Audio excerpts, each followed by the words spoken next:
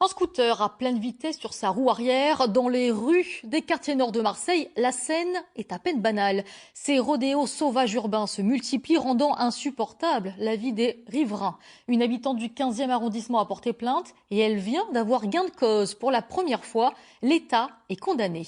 Reportage de Louis Aubert avec Xavier Schouffenecker. On croirait entendre une horde sauvage. Nous sommes dans le quartier de la Bricarde où se pratique le wheeling, c'est-à-dire rouler avec des motos de cross mais sur la roue arrière. Une pratique dangereuse mais surtout extrêmement bruyante, plus de 80 décibels, alors naturellement les riverains sont excédés. Pendant des heures, ils font des roues arrière, ils montent sur les trottoirs, les ronds-points, voilà, et souvent ils bloquent les moteurs pour faire un maximum de bruit. Ce qui est le plus dérangeant, quoi. On sent que c'est pas que du sport, c'est aussi, je pense, l'envie de rappeler leur existence et franchement de déranger les autres, tout simplement.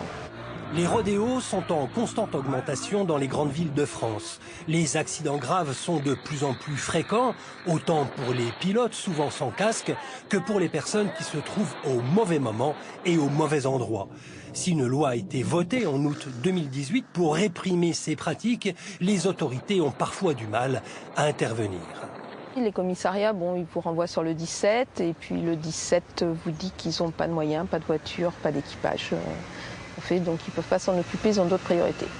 C'est pour cette raison que Nathalie Lafont a porté plainte auprès du tribunal administratif de Marseille. Elle estimait que le préfet de police ne prenait pas les mesures nécessaires pour faire cesser les nuisances sonores. Après 2 ans de procédure, elle a obtenu gain de cause. L'État est condamné à lui verser 10 000 € de dommages et intérêts.